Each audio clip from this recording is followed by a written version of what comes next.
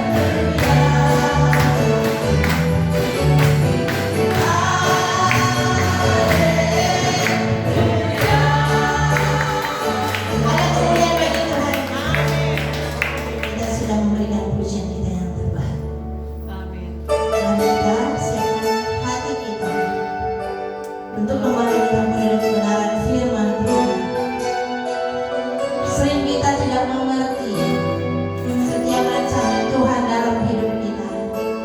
Namun harus satu yang kita yakini, bahwa janji Tuhan ya dan amin bagi saya dan saudara. Terima kasih Tuhan.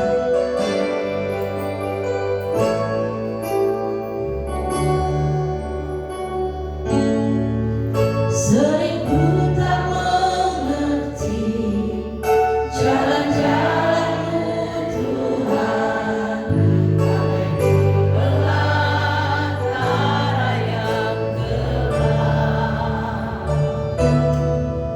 Tanpa seributannya, namun tetap percaya, jejak-Mu Tuhan sungguh sempurna. Sering ku tak mengerti jalan-jalan-Mu Tuhan, bagai belantara yang gelap. Tanpa seributannya, namun tetap percaya, jejak-Mu Tuhan sungguh sempurna. Ajarku memahami semua yang Kau ingin, agar hidupku puaskan hati-Mu.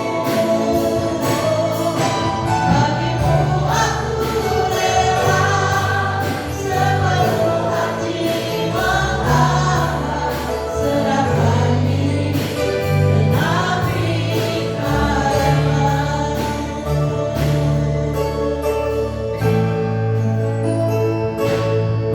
Sering ku tak mengerti jalan-jalan-Mu Tuhan, bagai belantara yang gelap. Tanpa seributannya,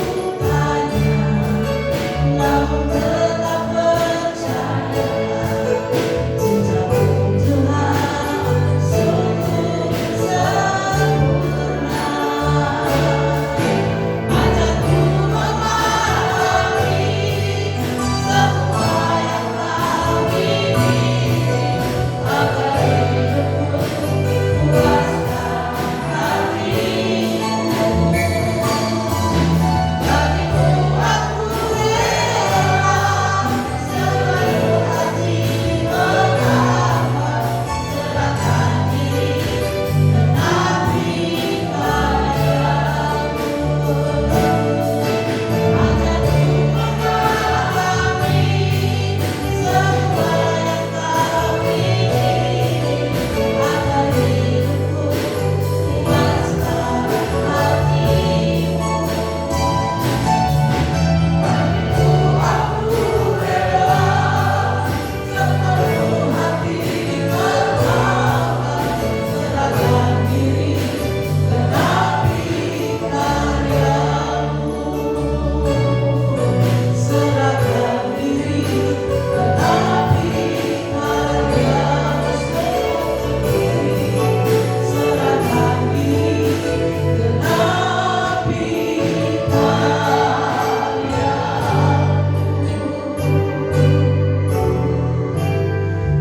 Haleluya, haleluya Tuhan. Inilah yang menjadi doa dan kerinduan kami, bahwa hidup kami mengenapi setiap rencana Tuhan. Dan kami tahu Tuhan, seringkali mungkin kami tidak mengerti apa yang menjadi jalannya Tuhan. Tapi satu yang kami yakini, yang terbaik yang Tuhan akan berikan atas hidup kami. Kami sudah memuji, mempermuliakan nama Tuhan. Tiba waktunya sebentar kami mendengarkan kebenaran firman Tuhan.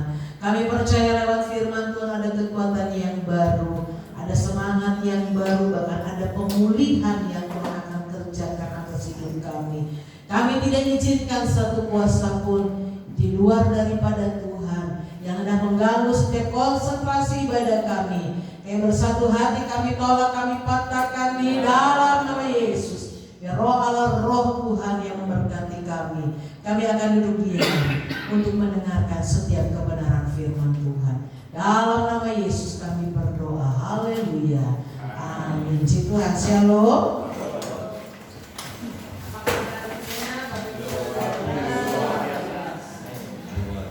Ini ketinggian, jadi ini wajah saya nggak bisa lihat Bapak Ibu Saudara ya. Puji Tuhan. Haleluya. Baik, kita sama-sama kita akan membuka Alkitab kita. Seperti beberapa waktu yang lalu saya katakan bahwa nanti saya akan berkhotbah dalam ibadah tengah minggu atau ibadah-ibadah di hari-hari biasa. Saya akan berkhotbah tentang satu khotbah yang Yesus berikan, yaitu kepada murid-muridnya tentang khotbah di bukit. Kalau hari Sabtu yang lalu kita mulai dengan ayat yang ke-1, ke-2, dan ke-3. Hari ini kita akan masuk dalam ayat yang ke-4 dan kita akan baca bersama-sama dari ayat pertama dulu sampai ayat yang ke-4. 1, 2, 3. Oh, lupa. Injil Matius pasal 5. Ya, aduh, ya ingatnya saya doang ya. Injil Matius pasal 5 ayat pertama sampai ayat yang ke-4 tentang khotbah Yesus di bukit. Haleluya. Semangat nih. Haleluya ya. Nah, tidak mengurangi rasa lelah kita ya. Kita bersemangat ya. Amin. Matius pasal 5 ayat pertama sampai ayat yang ke-4. 1, 2, 3. Ketika Yesus melihat orang banyak itu, naiklah dia ke atas bukit, dan setelah ia duduk, datanglah murid-muridnya kepadanya. Maka Yesus pun mulai berbicara dan mengajar mereka, katanya, berbahagialah orang yang miskin di hadapan Allah, karena mereka lah yang mempunyai kerajaan surga. Berbahagialah orang yang berduka cita, karena mereka akan dihibur. Tuhan ya. Saya masuk dalam ayat yang keempat yang berbicara tentang berbahagialah orang yang berduka cita, karena mereka akan dihibur. Bapak Ibu Saudara dikasih oleh Tuhan, sebenarnya khotbah Yesus di atas bukit ini merupakan khotbah yang menurut saya kontradiksi. Artinya nggak sepaham. Artinya dia saling bersilangan. Kenapa? Karena biasanya ucapan berbahagia itu artinya yang senang-senang, yang bersuka-suka, yang bergembira-bergembira. Tetapi di dalam ayat yang keempat dikatakan berbahagialah orang yang berduka cita. Nah, ini menjadi satu bertolak belakangan dengan cara pikir dunia. Karena orang dunia selalu berkata berbahagia itu adalah senang, berbahagia itu adalah sukacita, senang-senang, happy-happy, itulah berbahagia. Tetapi dalam ayat yang keempat, Alkitab katakan Yesus berkata kepada murid-muridnya, berbahagialah orang yang berduka cita. Jadi ini satu ayat yang memang bertolak belakang.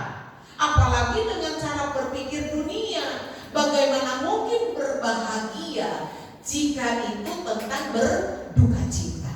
Ada satu adat istiadat kebudayaan. Kalau di Israel itu, kalau ada yang meninggal, biasanya mereka akan menangis, bersedih. Itu tidak hanya 1 dan 2 hari, bisa sampai seminggu, bisa sampai sebulan.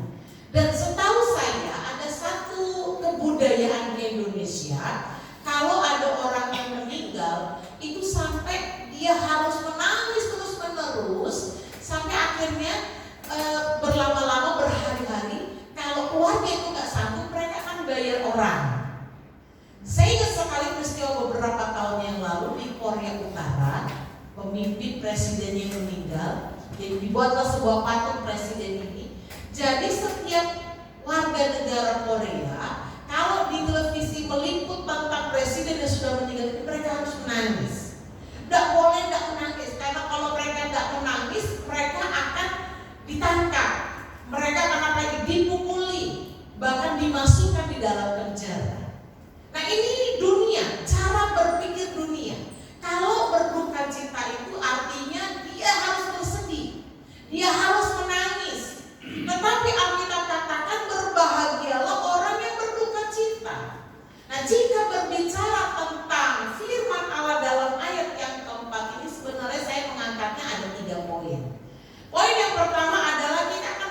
berpikir kalau berduka cita itu tentang kehilangan. Dan sudah pasti orang yang kehilangan dia akan merasakan duka cita. Apapun itu, berbicara tentang kehilangan kakek dan nenek, orang tua. Ya, saya katakan dalam khotbah saya hari Minggu kemarin, saya punya anjing yang hitam itu, yang suka jaga gereja, dia suka putar-putar. Waktu dia sakit, saya pun itu sedih. Rasanya saya berduka, kenapa? Aduh, ini anjing baik, kok dia sakit ya? Kadang-kadang pun ketika anak-anak kita sakit, kita merasakan kesedihan. Kita merasakan duka. Aduh, kalau bisa jangan anak saya yang sakit, kalau bisa saya aja, jangan anak saya. Kita akan menangis, kita akan sedih. Kenapa? Karena kita merasa, wah, dia jangan sakit. Perasaan-perasaan seperti itu sebagai seorang manusia, Alkitab katakan berduka itu seperti itu. Kita berpikir tentang kehilangan. Tetapi ada hal yang Tuhan masukkan dalam ayat yang keempat itu tentang hal berduka yang kedua. Hal berduka yang kedua adalah kalau saya membaca dalam kata-kata aslinya yang dikatakan ditulis dalam bahasa Yunani itu berkata perton. Perton itu adalah kita merasa sedih, kita merasa berduka, kita merasakan kehilangan. Kenapa? Karena kita merasa kita nggak mampu untuk memenuhi standar kebenaran firman Tuhan. Di dalam bahasa Yunaninya tentang bahasa aslinya, di sana dikatakan orang yang berduka cita itu orang yang merasa sedih. Dia sangat sedih. Kenapa? Karena dia nggak dapat mencapai sebuah standar. Standarnya apa? Kebenaran firman Tuhan. Ada satu kejadian di dalam Alkitab Perjanjian Lama. Seorang raja yang hebat, raja yang luar biasa. Tetapi ada satu kalanya, satu masanya, dia merasa dia menginginkan sesuatu. Waktu dia menginginkan sesuatu, dia mulai memikirkan ide-ide yang menurut saya ide-ide yang terlalu jahat. Bagaimana mungkin seorang Raja Daud, dia menginginkan Bathsheba, dia menginginkan seorang wanita yang mempunyai suami. Dan Raja Daud menaruh dalam pikirannya begitu hebat. Apa? Pikiran yang jahat. Jahatnya kenapa? Dia kirim suaminya untuk berperang. Suami daripada Bathsheba itu nanti baca dalam Alkitab Perjanjian Lama. Dia kirim. Dia bukan kirim hanya berperang secara biasa, tapi Raja Daud katakan kepada panglima perangnya, taruh suami daripada Bathsheba itu di peperangan yang paling dahsyat, yang paling dahsyat, yang paling depan, ditaruh dia di paling depan. Supaya apa? Supaya mati, supaya meninggal, supaya meninggal. Itu satu pikiran yang dimiliki oleh Daud. Dan tahukah Bapak Ibu Saudara yang terjadi ketika semua itu berlangsung? Apakah Tuhan tidak tahu? Tuhan tahu. Dan Tuhan kirim seorang nabi. Nah, kita akan lihat dengan satu keterkaitannya dari Raja Daud ini. Saya melihat di dalam 2 Samuel, kita lihat dulu Alkitab kita. Kata tentang berduka cita di dalam kitab kita 2 Samuel. 2 Samuel pasal yang ke-12 ayat yang ke-13. 2 Samuel pasal yang ke-12 ayat yang ke-13 dikatakan demikian. Lalu berkatalah Daud kepada Natan, aku sudah berdosa kepada Tuhan. Dan Natan berkata kepada Daud, Tuhan telah menjauhkan dosamu itu, engkau tidak akan mati. Tetapi di dalam kata-kata yang pertama dalam ayat yang ke-13,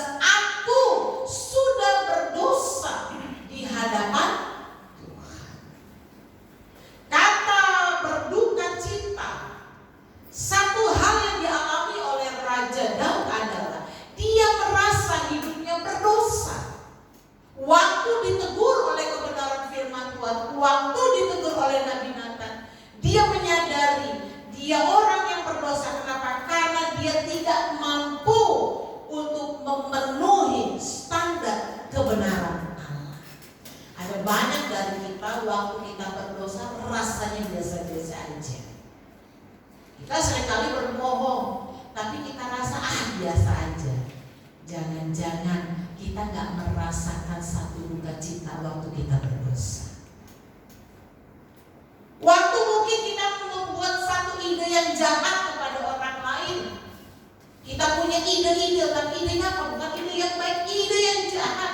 Ingin menjatuhkan orang lain. Seringkali yang boleh saya katakan, kita gak merasa berduka cita. Kenapa? Karena kita sebenarnya sedang tidak memenuhi standar kebenaran firman Tuhan. Karena kita merasa, ini ide saya ini baik. Padahal kita sedang berdosa di hadapan Tuhan. Tapi Tuhan mau dalam hidup kita merasa sedih. Waktu kita berbuat dosa, waktu kita tidak memenuhi standarnya kebenaran firman Tuhan. Bapak Ibu Saudara, dalam kita menjalani hidup ini ada kebenaran firman Tuhan. Ada firman-firman Tuhan yang mengatur hidup kita. Sehingga saya selalu katakan, kalau orang tidak ada firman Tuhan, maka hidupnya akan liar. Alkitab sama katakan, tidak ada firman Tuhan, maka liarlah rakyat itu. Boleh dibaca dan percaya. Gak ada firman, maka dia akan liar. Tapi waktu kita ada firman, kita harus berjalan sesuai dengan kebenaran firman Tuhan. Dan satu lagi, kita harus memenuhi satu standarnya kebenaran firman Tuhan. Kita harus sampai standarnya firman Tuhan. Yang menjadi tolak ukur yang kita lakukan adalah firman Tuhan, bukan yang lain. Bukan apa perkataan orang lain, bukan apa perkataan yang lain-lain. Tetapi saya mau katakan kepada kita, yang menjadi standar hidup kita adalah kebenaran firman Tuhan. Dan seharusnya pada waktu kita gak mencapai satu standar itu, kita merasa duka cita. Kenapa? Kita merasa sedih. Tuhan, kok saya gak sampai kepada standar itu. Kadang-kadang orang berbuat dosa. Orang mungkin melakukan hal-hal yang tidak sesuai kebenaran firman Tuhan. Mata hatinya sudah tertutup, mata nuraninya tertutup. Dia tidak merasakan satu dosa lagi, sehingga tidak ada lagi duka cita. Tapi Alkitab katakan, berbahagialah orang yang berduka cita. Orang yang berduka cita ini bukan oleh karena ada satu yang kehilangan, lalu kita menangis dan berduka cita. Tidak hanya sampai di sana. Tapi rasa duka cita yang harus kita miliki adalah waktu kita berbuat dosa, waktu kita tidak sampai kepada standarnya firman Tuhan, kita harus merasakan duka cita. Sedih, oh Tuhan tolong saya. Sama sekali seperti Daud. Waktu dia gak mencapai standarnya Tuhan, waktu ditegur. Perbedaan Daud sama Saul adalah waktu sama-sama berdosa, waktu Saul ditegur, dia tidak berduka cita, dia sombong. Sehingga Tuhan apa? Putuskan segala tahtanya, bahkan anak-anaknya pun. Kalau Bapak Ibu Saudara baca dalam Alkitab, sungguh sangat menyedihkan Saul itu. Keturunannya semua habis. Bukan hanya mati Bapak Ibu Saudara, digantungkan, lehernya diambil. Keturunan daripada Saul. Kenapa? Karena waktu ditegur Tuhan, dia tidak terima. Tapi waktu Daud ditegur oleh Nabi Nathan, dia katakan, aku sudah berdosa di hadapan Tuhan. Kenapa? Dia merasakan duka cita.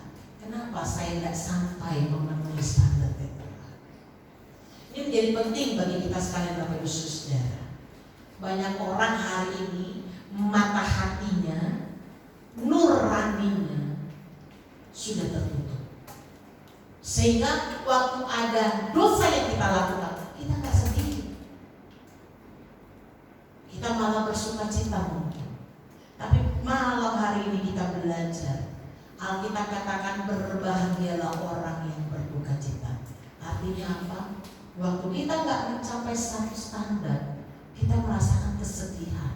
Kenapa Tuhan? Kok saya sampai tidak mencapai tujuan daripada Tuhan?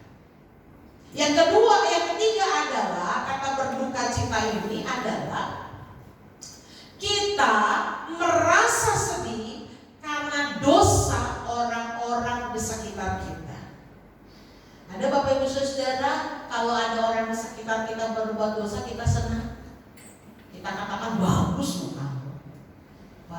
sudah berdosa. Bagus kamu sudah berdosa. Adakah demikian? Saya tidak percaya gak ada seorang pun di dalam dunia ini waktu melihat istrinya berdosa, ya, suaminya berdosa, anaknya berdosa, kita bilang bagus. Kalau ada yang bilang begitu bagus berarti ya. Mungkin di luar daripada itu ya. Tapi kita pasti akan merasa sedih. Dan seharusnya duka cita yang ketiga, dan kita merasa sedih karena dosa orang-orang di sekitar kita. Ada satu kejadian di dalam kitab Kejadian pasal yang ke-6 ayat yang ke-5 sampai ayat yang ke-6. Ini tentang Nabi Nuh, tentang kejatuhan manusia. Pada waktu zamannya Nabi Nuh itu semua orang berbuat dosa, sehingga nggak tahu membedakan mana tangan kanan, mana itu tangan kiri. Dan Alkitab katakan, coba kita lihat dulu, kitab Kejadian pasal yang ke-6 ayat yang ke-5 sampai yang ke-6 dikatakan demikian. Ketika dilihat Tuhan bahwa kejahatan manusia besar di bumi dan bahwa segala kecenderungan hatinya selalu membuatkan kejahatan semata-mata, ayat yang ke-6, maka menyesallah Tuhan bahwa Ia telah menjadikan manusia di bumi, dan hal itu memilukan hatinya. Tuhan pun merasakan berduka cita. Dia bersedih. Kata menyesal Tuhan. Kata menyesal Tuhan itu artinya dia berduka cita. Kenapa? Dia melihat pada zaman Nabi Nuh itu semua manusia itu melakukan kejahatan. Dan Alkitab katakan Tuhan itu menyesal, dalam artian kata dia berduka cita. Dia merasa sedih. Kenapa? Oleh karena kejahatan yang ada. Dan harusnya demikian juga dengan hati kita. Karena itu nanti masuk dalam perjanjian baru, orang yang benar ketika melihat orang yang sedang melakukan dosa, hatinya itu berkecamuk. Adakah di antara kita, bukan kadang-kadang kita pengen kepo ya. Hari ini kan orang bilang, oh kepo kamu urusan saya. Tapi ada kalanya pada waktu orang itu berbuat dosa, orang yang di sekitar kita dapat tegur. Kita boleh kok tegur. Mungkin jangan tegur dengan empat mata. Tapi seumpamanya kita gak dapat menegur orang itu, kita doakan supaya dia jangan jatuh di dalam dosa. Saya Bapak Ibu Saudara gak sungkan dan gak ragu untuk menegur seseorang jika orang itu memang saya melihat tidak sesuai dengan kebenaran firman Tuhan. Tapi ada kalanya saya tidak bisa tegur, dan saya hanya bisa berdoa.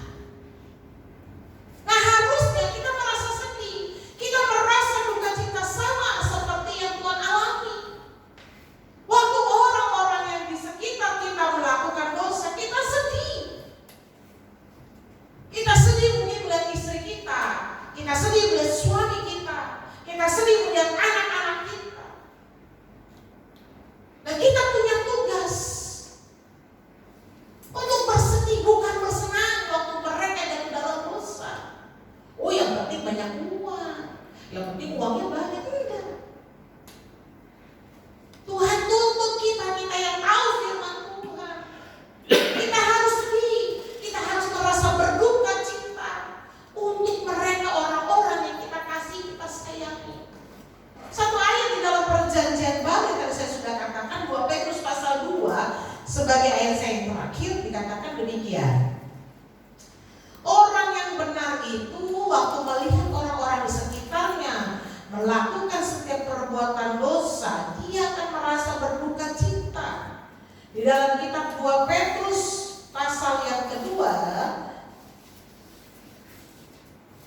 ayat yang ke-8 dikatakan demikian. Sebab orang benar ini tinggal di tengah-tengah mereka, dan setiap hari melihat dan mendengar perbuatan-perbuatan mereka yang jahat itu, sehingga jiwanya yang benar itu tersiksa.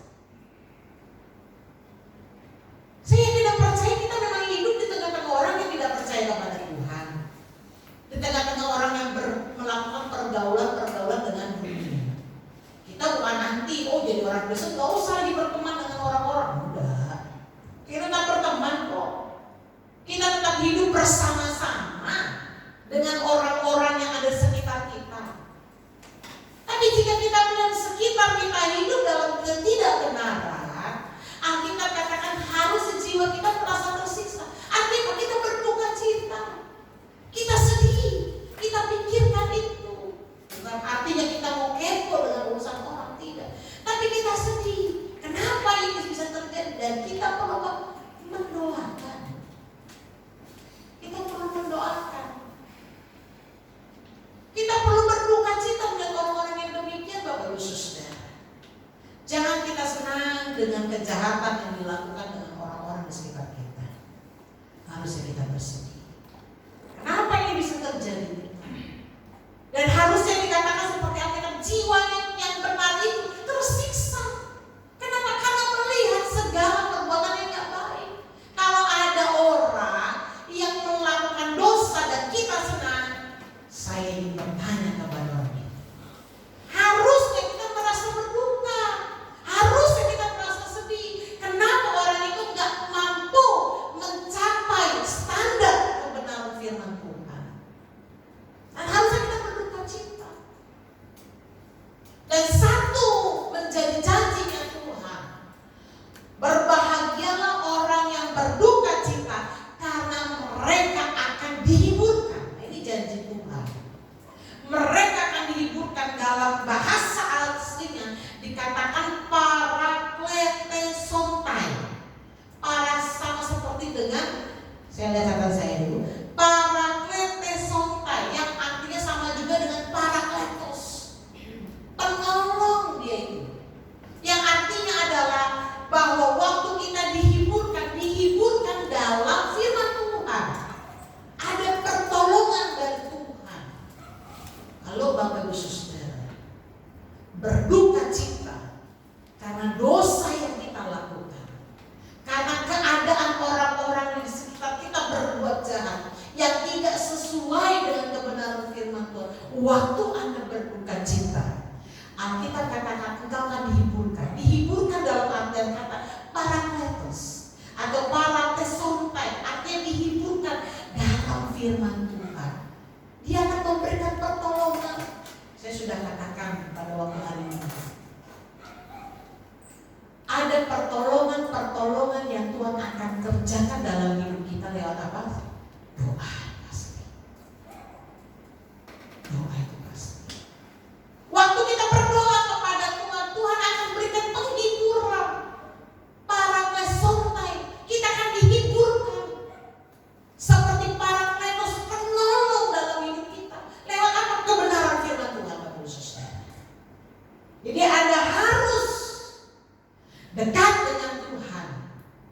Dan Anda harus tahu kebenaran firman Tuhan yang akan memberikan satu penghiburan, yang akan memberikan satu pertolongan sebagai penolong dalam hidup kita untuk melihat keadaan sekitar. Saya yakin dan percaya Bapak Ibu Saudara, saat ini mungkin sedang bersedih.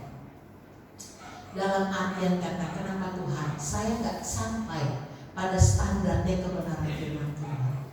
Atau saat ini kita sedang bersedih karena melihat keadaan sekitar kita. Kita tinggal, Bapak Ibu katakan, kita tinggal di tengah-tengah mereka yang melakukan kejahatan.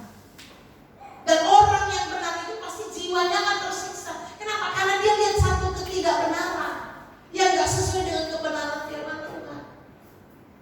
Tapi saya yakin dan percaya sama seperti janji kebenaran firman Tuhan, dia akan dihiburkan. Artinya apa? Akan ada pertolongan, Bapak Ibu Saudara.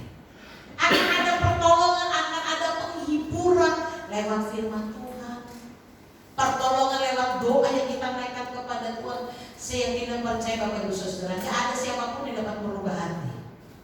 Saya tidak dapat merubah hati Bapak Ibu Saudara.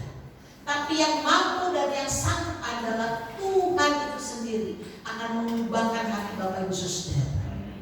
Betul. Hanya Tuhan yang dapat mengubahkan hati Bapak Ibu Saudara. Itulah pertolongan Tuhan. Itulah penghiburan Tuhan di dalam janji firman Tuhan.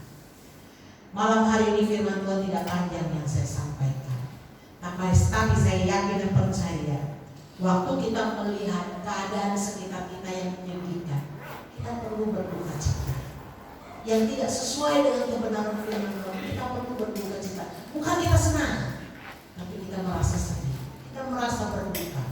Dan saya yakin dan percaya, waktu kita berduka, waktu kita berdoa kepada Tuhan, ada satu pertolongan, ada satu penghiburan lewat janji firman Tuhan. Tuhan Yesus memberkati. Saya kita berkembang. Bapa, kami bersyukur untuk malam hari ini. Kami telah mendengar berita firman-Mu. Kiranya setiap kebenaran Tuhan yang dinyatakan kepada kami menjadikan kami bersemangat, bergairah untuk menghadapi segala sesuatu.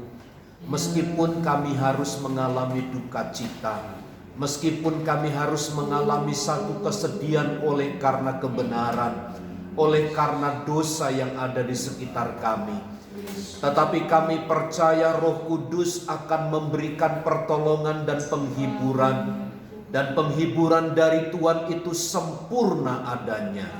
Karenanya berkatilah kami, berikanlah kekuatan, pertolongan kepada kami untuk kami dapat berjalan sesuai dengan kehendak Tuhan.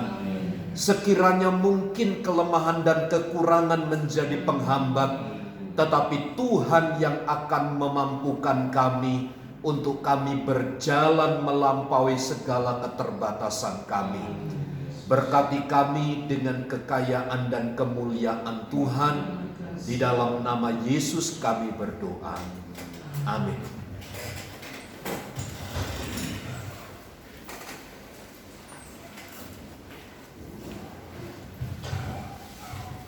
Terima kasih untuk gembala firman Tuhan. Sebelum kita mendengar persembahan kita, nanti setelah selesai ibadah, saya minta tolong untuk semua komisi wanita tinggal sebentar kita akan latihan satu lagu yang akan kita nyanyikan di hari ini. Saya undang yang bertugas mendengar persembahan.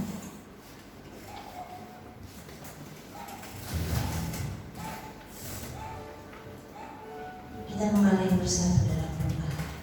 Terima kasih Bapa, terima kasih Yesus. Sebentar kami akan menjalankan persembahan kami Bapa.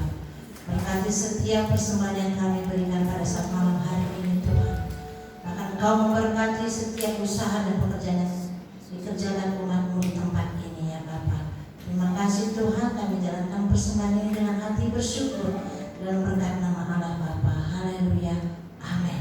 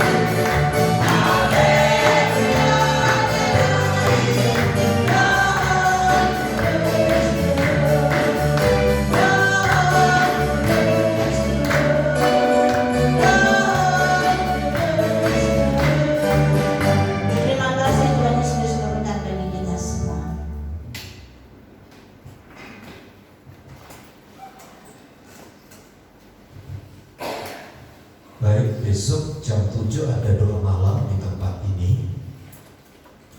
Kemudian diingatkan sekali lagi hari Sabtu jam 7 kita kumpul di gereja. Kemudian jam 8 kita akan pergi ke Ragunan. Jam 8 pagi kita berangkat dari tempat ini.